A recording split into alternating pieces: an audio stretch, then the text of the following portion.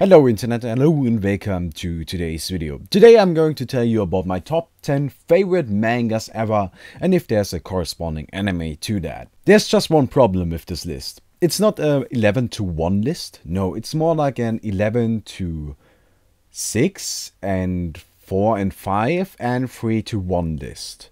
This may sound crazy, and it is, because it's stupid, but that's just the way it works. I couldn't decide which of the top 3 is the best, I couldn't decide which of the place 4 and 5 is better, and beneath it's kind of ordered, but kind of not. I really like all of them, and yeah, that makes it a bit difficult.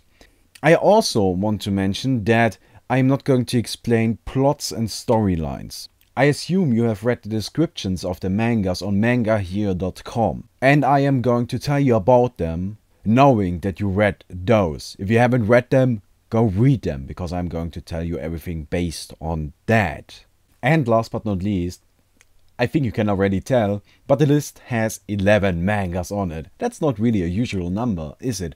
That's because I just couldn't decide. I have so many more I want to put on this list, but I just can't, because, well, I really can't have a 50 manga list. I've read so many mangas taught me English, and I freaking adore them. I read them like crazy. I've read pretty much any manga that's somewhat known, and I just couldn't decide which to put on the list. That's why I finally decided on 11 with one additional honorable mention. But keep in mind that there are so many more good out there. Hunter x Hunter is just amazing, but I couldn't include it in the list because it would get too big. But then there's also like Kenshin, which I freaking love. There are many one-shots, like Ability Shop, that they are too short to actually have a place on this list, but I really wish I could honor them in some way. So yeah, I want you to keep that in mind. I wish I could make this list longer, but we're gonna have 11 with one honorable mention. And let's just start with that honorable mention, Liar Game. Liar Game is an honorable mention because it's very different from other mangas. It's not about story, it's not about characters. Instead, in Liar Game you got lots and lots of games that get played, all of which have some psychology behind it and some logic. The interesting part about this manga is that while reading it, those games get explained to you and the characters in the manga start playing the games. But you as the reader start thinking about what's going to happen. You try guessing, how can I beat this game? Because every game has some sort of logic behind it, some trick on how to win it. Liar Game drags you into the manga. The reader becomes part of the manga, and it's really not about story or characters or anything. Not even the art style is all that good. Instead, it's just psychology, and I think that's very interesting. I personally would suggest reading it, but again, story, characters not all that great. It's about the games. And that's why it's only an honorable mention. Something interesting about this manga is that I am not the only one that really loved the concept of those games that are explained in the story. No, actually there are 2 Liar Game live action movies and I think 3 TV series or something along these lines. All of which are Japanese, but I still think it's crazy that it actually got transmitted into live action. It doesn't have an anime though. And I personally would really recommend reading it. I think it's amazing. And it's time to actually get going with the list, isn't it? Place 11 goes to the big 3, which means Naruto, One Piece, and Bleach. I read all 3 of those. Actually, I read all 3 of those multiple times, and I like them. And they are big for a reason. All of those 3 are really good. However, there's really not a whole lot to say about them, and I think they are too generic to actually have a higher place on this list. But I also think they are just too good in what they do to completely ignore them, which is why I placed them on place 11. The only thing I quickly want to mention is that I really like the art style of Bleach. I think it's very nicely and very artistically drawn, which I freaking adore. And I like the theme of it. It's very sad and very dark, which I am a big fan of. Then we got One Piece, which just got great characters, which I really like. And then of course Naruto, which I personally actually like for the storyline. I think it's got a great storyline, and the fighting is also pretty nice, so. But yeah, I think there's nothing left to say about those three. And let's move on to place 10. Place 10 goes to Hellsing. Hellsing is crazy, because it really doesn't have a lot of story, and it really doesn't have a lot of character to it. But what Hellsing has, and the only thing Hellsing actually has, is the rule of cool. Hellsing is just one giant boss fight. That's really all there is about it. We got Alucard fighting against the Nazis in London, and the Vatican just feels like fighting as well, so they do. And it's really just about that huge fight where Alucard is acting like a giant badass and murders everything. And it doesn't have plot. It just doesn't. It doesn't have storyline, nothing. But it's really cool. And I freaking adore it. It's really badass when Alucard just strolls around and destroys the face of everybody. It's not deep. It's not intellectually challenging or anything. It's just fun. But it's crazy fun. And it's definitely worth the read.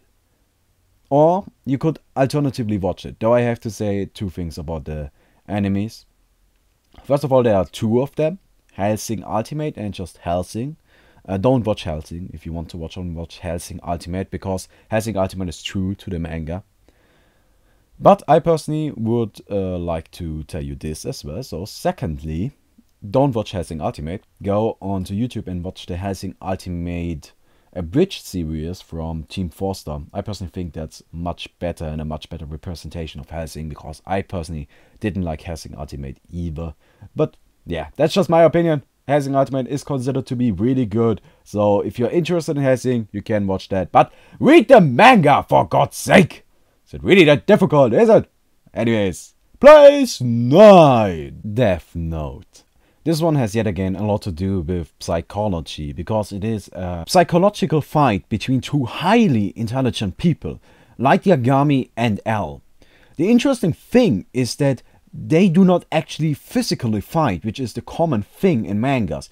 No, everything in this manga takes place between two normal people. It's just that one of them has been given something he shouldn't have, a supernatural power, something from outside of the human realm that shouldn't exist. But it does, and he's abusing it. And he's now going up against the world, because the world doesn't want him to use that, because it gives him the power of a god. And the world is represented by L. For a while. There are so many interesting aspects I can't mention right now, because it would spoil it for you, that it actually makes it actively frustrating for me. It's really about the psychological fight between L and Kira. It really is about these two great minds clashing against each other, trying to kill each other and using everything around them as tools. For God's sake, there's a scene in Death Note where Light uses a bag of potato chips to prove a point to L, and that gives him a psychological advantage in their war. It's just ridiculous and amazing, and it's so good. Why is it only place 9? Because of the weak second half. I don't want to spoil what happens, but around the middle of Death Note happens something that changes everything, and the second half just isn't as good. It's widely considered shit. I personally liked it more than most, but I can still see why some just absolutely hate it. And I have to say, I wish the second half was as good as the first one, because if that was the case, it would definitely be in my top 3, which I suppose would then be a top 4, but it sadly isn't the case, so the best I can give you is place 9. Death Note does have an anime, which is true to the manga. If you don't like reading, go watch that. Place 8 goes to Deadman Wonderland. I discovered this manga and I read it, and I read through it in like a day. And I then talked to a friend of mine who also likes anime, and I was like, hey, I think Deadman Wonderland has an anime, so maybe check that one out. And he watched, I think, three episodes, and then sent me a message telling me, you are insane, how can you watch this? This is highly disturbing and I don't want to continue. And I understood what he meant. Deadman Wonderland is very, very disturbing and sometimes disgusting, and it's really, really crazy. The thing about it is that innocent people get slaughtered like nothing. Life is worth nothing in Deadman Wonderland. It's really nothing more than a currency. And you spend currency. And if you got a lot of currency, then you just spend a lot of it. So you go spend a lot of life. But that people have to suffer, and that never crosses your mind. Deadman Wonderland is from the perspective of those people that suffer. And it just makes you think. And then it goes even crazier. Then supernatural powers come into play. And I don't know how to describe this. I really don't. I don't want to spoil you anything, but again, it has a lot of psychological issues it tackles, and many things that are very interesting. One of the main things that's strange about this one is that the main character, the hero, is actually really weak. He is weak emotionally, but for a good reason, because of what he went through during the first chapter of the manga, where every single one of his friends got slaughtered right in front of him. He could see everything. He actually got covered in their blood, and he was the only one to survive.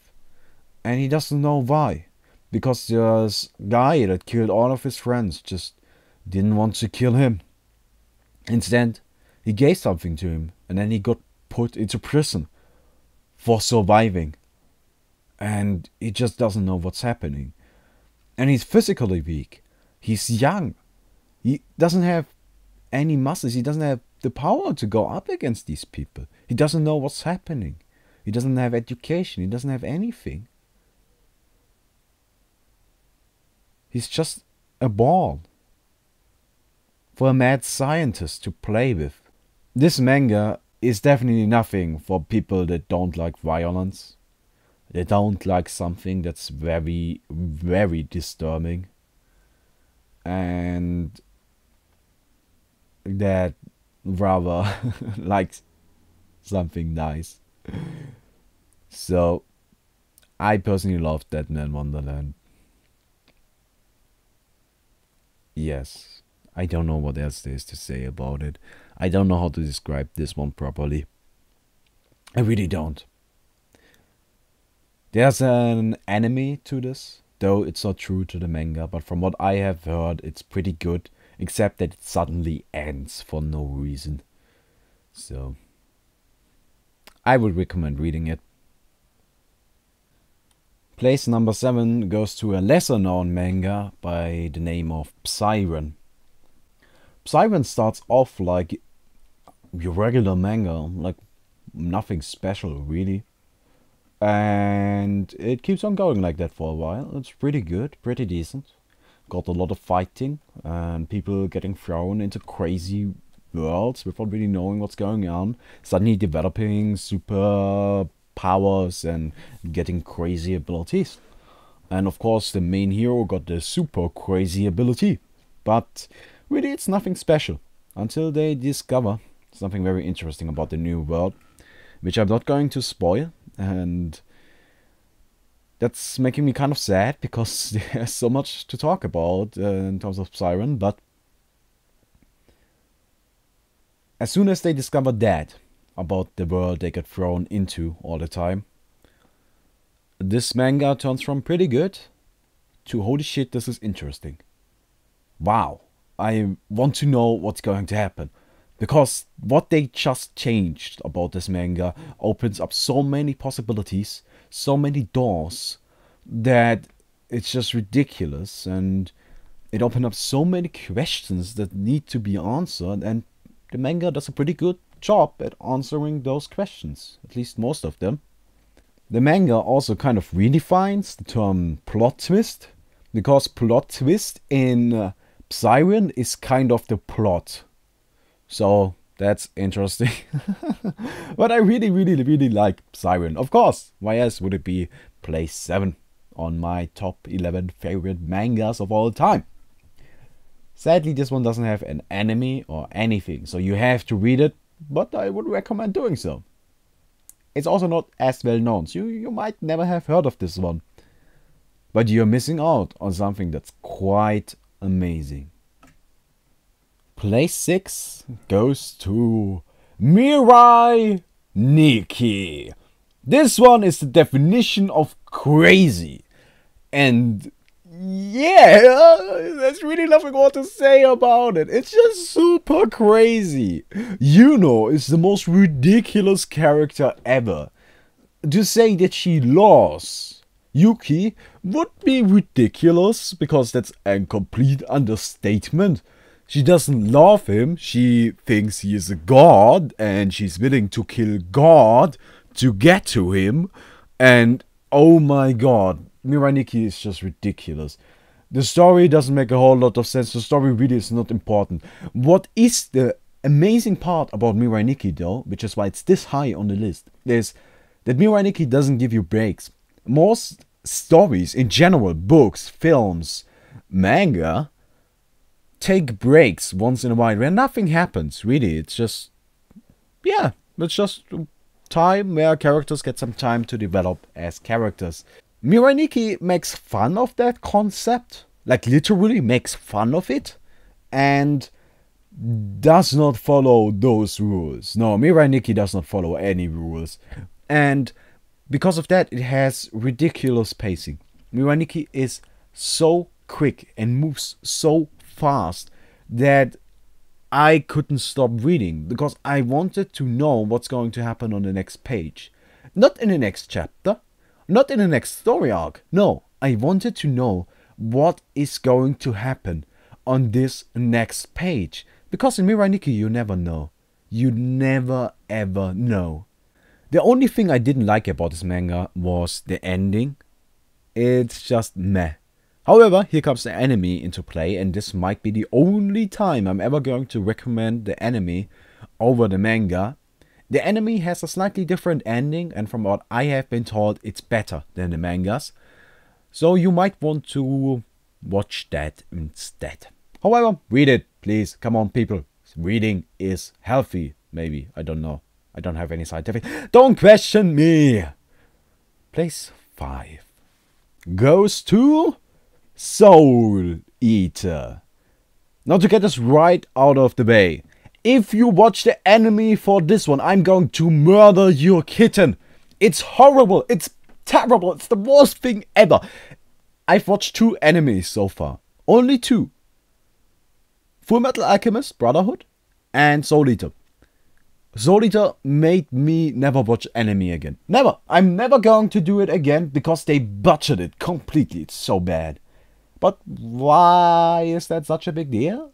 In Soul Eater, a Kishin, a god of madness, gets released into the world and slowly but surely turns the entire world insane. In the manga, this is transmitted very nicely, as every single character slowly but surely turns more and more insane. A prime character for this is Stein. Stein is just crazy towards the end. He's ridiculous. He doesn't know what's happening anymore. But he is powerful, and because of that power, he's scary. He's really scary. They butchered him completely in the anime because he's just a pussy and sitting in a corner crying, which just made me angry. I'm sorry, I hate the anime. Soul Eater also has style. So much style, it's oozing style. All the characters are drawn in a very weird way. A very stylistic way. That's not realistic at all, but makes it look awesome and ridiculous at the same time. But I personally just love it. I think it looks crazy good, and I can't tell you how much I love this style. I just think it's absolutely brilliant. Another very noteworthy thing about Soul Eater is that it basically takes the shonen fighting to perfection. It's really, really good, but it always keeps the Soul Eater style of little kids getting thrown against a giant wall by a monster 10 times bigger than themselves, the wall crumbling on top of them, burying them beneath it. They would usually be completely crushed and dead, but no, in Soul Eater they come out of the huge pile of dirt and just laugh their ass off and go kill the monster. That's what Soul Eater is all about, and I adore it. If you watch the anime, I'm going to be seriously disappointed. Place 4 goes to a manga I hold very dearly to my heart, and that I actually own incomplete as paper versions of it. I actually own the books of this one. Welcome to the NHK. This one really is just about real people. About real humans living their life together. It's about four characters. Four characters that interact with each other. Each of those characters has got a significant flaw. A bigger flaw than most of us. And a deep psychological issue. And it's just about how these four people deal with life and each other over the course of a quite significant amount of time. The one thing I really, really love about this manga is that it's a very subtle love story. There's love involved, but it's not what you would expect from a love story, and it's very, very unique and very surprising and very strange. And it's not the kind of love most people would tell you about if you ask them what is love. It's more about two people needing each other to continue living than actively wanting to be with each other. It's very, very strange, and it touched me. It seriously did. I really love Welcome to the NHK. There's an anime to this. I heard it's pretty good, though from what I've been told, the ending is different from the manga ending, and I personally liked the manga ending more. There also is a novel. A Welcome to the NHK novel. That's actually what this manga is based upon an actual book. Problem with that book is you can't buy it anywhere unless you are willing to spend 200 euros, which I suppose is about $500, so it's kind of expensive because it's a really rare book, but I would definitely recommend reading this one. It's just beautiful. It's really, really great. It starts off strange. It really does. And I want to ask you to give it a shot, to not stop reading as soon as you realize this is really kind of meh. At the beginning, yes it is, but it gets brilliant as soon as everything comes together, as soon as every character is introduced. Give it some time. I freaking love it. About everything that's gonna come from now on, my top 3, I want you to keep in mind that even as I am recording, right now, at this very moment of recording, I am not sure which one to put on place 3, which one to put on place 2, and which one to put on place 1. In my mind, those 3 are constantly fighting for those places and constantly winning and losing. I analyzed them from different aspects, and every manga out of those 3 is better than the others in one and worse than the others in another. It's just like, I can't decide which one is better. So you can think of this as a collective place 1 or a collective place 3 or whatever. But please don't think that place 3 is any worse than place 1 or 2. The first one I want to talk about is probably the most influential manga of all time. Akira. This manga is the one that made manga and anime popular in the West. If you have any respect for manga and anime, you have to watch this movie and you have to read this manga. There are so many great things about this manga that I can tell you about.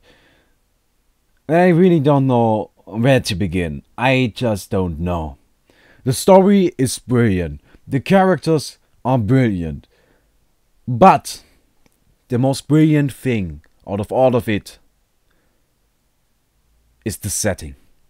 The setting of Akira is amazing. It plays in a futuristic setting during the beginning, and it's just beautiful. It's really just beautiful. It's kind of a cyberpunk style, where it's in the future but not too far, and it's a very strange future that's still realistic, but it's not clean. It's a very dirty future. A very sad future if you think about it. But it's realistic. This is what could happen to us. And in that future, in the city of Neo Tokyo, it really is not important who you are. Instead, what is important is the city itself, the feeling of the city. That's very, very interesting. And then, of course, there's Akira. And just the harmless biker gang that gets involved with Akira. But nobody knows what Akira actually is, but some do. But they won't tell you. I don't want to describe the plot to you, because that would spoil so many what the fuck moments that you really have to experience yourself. Halfway through the manga, the setting changes entirely. It goes to an entirely new thing. I won't tell you what, because I don't want to spoil it. But in that new setting, there are so many new interesting aspects. Religion actually plays a huge role in Akira, and religion is always interesting, especially in the way it's used here, with basically a living god. So, you have to read it. This is a must read. There's no question about it. There really is no question about it. Not only is it a must read, but it's also a must watch, because there exists an Akira movie, which is 2 hours long. You can actually watch the full thing on YouTube. The movie is just brilliant, but it's not true to the storyline of the actual manga. However, what it does is give you the setting of Akira. And I would actually recommend watching the movie, so you get a feel for what's happening, so you get a feel for the city, and then go read the manga, so you get the actual storyline. And then just be amazed by the sheer awesomeness that Akira is. The second one amongst my top 3 is a manga that is considered to be the best manga in existence by a lot of people. It also has got an amazing anime, which I actually watched. The only anime I watched. Except for Soul Eater, but that doesn't count. That's not an anime, that's a piece of shit. Anyways, this anime is also widely considered to be the best anime in existence. I'm talking, of course, about Fullmetal Alchemist. This is like the 10th time that I'm trying to record this. Oh my god. Every single time I record something for Fullmetal Alchemist, I just stop and get mad at myself for doing this amazing piece of art injustice. Rah! I can't do it! This one starts off like your regular manga. Just your regular manga. 2 heroes go on a journey to discover the greater good and defeat evil. Right? No! Wrong! That's not what Fullmetal Alchemist is. Fullmetal Alchemist is something much bigger. It's not about 2 people. No! That's what you think. That's what it is at the beginning. But then they discover that there's more to it than just those 2. That's something only very few mangas actually do. They create a world It's not about Edward and all. Just because they are the main characters doesn't mean they are the most important thing in the universe. They are not. Not by any stretch of the imagination. No. They are a part of the world. Amestris is the most important thing in the universe. And not even that. Amestris is not even the only country. The country of Xing also exists, even though it only gets mentioned from time to time. It's really... Fullmetal Alchemist creates a world. It does not only create characters. No. It does not only create stories. No. It creates an entire world filled with people, filled with a society of people, filled with its own technology, filled with religion. There are so many aspects in Fullmetal Alchemist that get touched, that get explained. Everything. Fullmetal Alchemist creates a world better than anything I've ever seen. The only thing comparable to this would be a Song of Ice and Fire. And really, if that's the only thing you can compare it to, you can guarantee that it's freaking amazing. Not only that, but the storyline is amazing. The characters are amazing. There are so many characters you're never going to forget in Fullmetal Alchemist. Roy Mustang, Lust, Envy, Greed, especially Pride, Wrath. All of these are just villains. I didn't even start with the Roy Mustang isn't a villain, but who cares? There's so many of them. I don't know where to start. Lin, oh my god, Ran Fan, and then we got of course Fullmetal Alchemist himself and Scar and everybody. They are unique. They have got character to them. They've got a story. They are more than just part of the story. Every character is their own story. I don't know how to describe Fullmetal Alchemist to you. I'm sorry. I just can't do it. And let's move on. Go read Fullmetal Alchemist. Go watch Fullmetal Alchemist. Please do me the favor.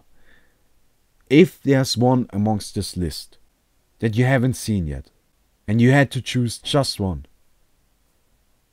pick this one. That doesn't necessarily mean it's the best one. But this is the one I recommend if you haven't seen any from my list yet. Oh, and please keep in mind that Fullmetal Alchemist is actually shit. Fullmetal Alchemist Brotherhood is the anime you have to watch. Fullmetal Alchemist Brotherhood is amazing though, because it's entirely true to the manga. And the last one, the last manga I'm going to tell you about, which is probably my favorite manga of all time, is one that I really don't want to describe, because I fear that I'm going to mess it up. This manga has been awarded multiple prizes, the most desired of all prizes at that, and is just incredible. It's just unbelievable. Vagabond. The first thing I have to talk about is the art style. This is the single most beautiful manga ever. Every page looks like it's out of an art book. It's unbelievable. The characters all look far too real. I don't know. It's just crazy. You can make out a character just from taking a look at his facial features. There's a scene in this manga where someone loses all of his hair. He has a full beard, a full grown beard, and very thick hair, very long hair, and he shaves all of it off. You can still recognize the character. The art style in Vagabond is unbelievable. The backgrounds, wow. The characters themselves, wow. The visions he sometimes gets that aren't really supernatural but more like hallucinations, wow. The best way I can describe the story of this manga is that it is a Song of Ice and Fire in a samurai era setting.